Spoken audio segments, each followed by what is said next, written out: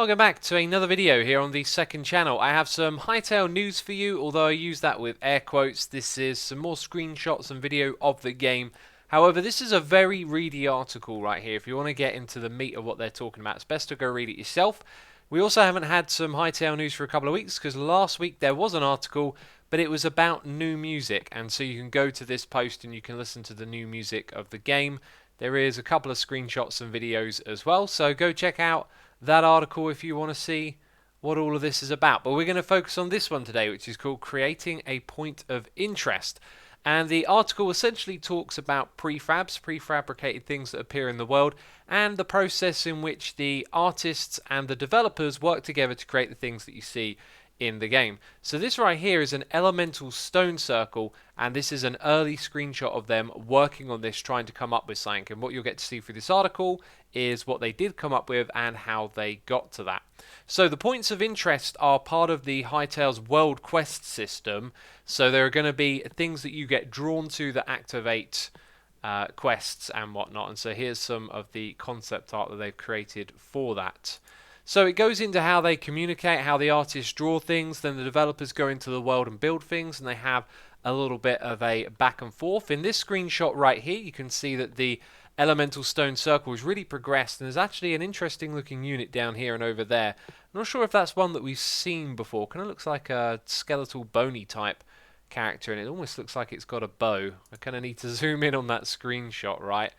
There's something interesting in the article around here.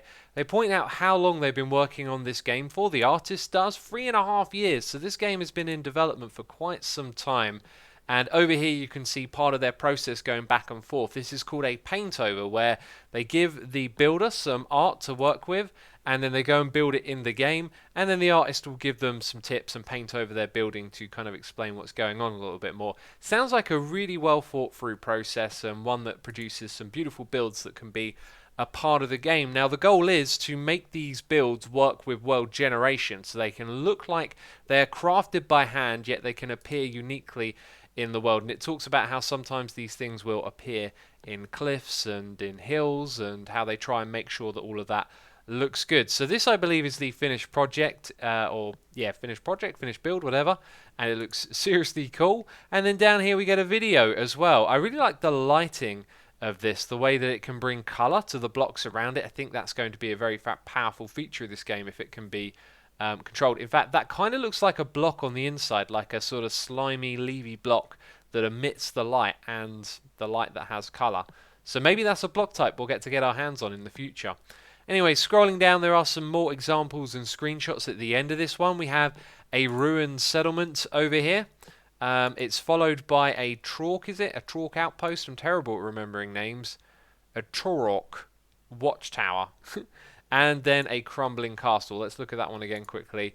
And there is the crumbling castle. So these have been built by devs, but then they become a part of the world generation and appear randomly in the world and tie into the quest system as well.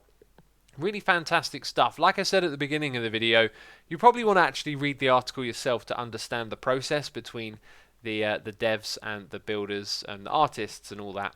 But yes, that wraps up our video then. Both of these posts will be linked in the description box down below. And of course, make sure you subscribe to the channel if you want to keep up with all the Hytale news, as I'll be covering them weekly. Anyway, that's it from me. Thanks for watching. I'll see you soon. Bye-bye.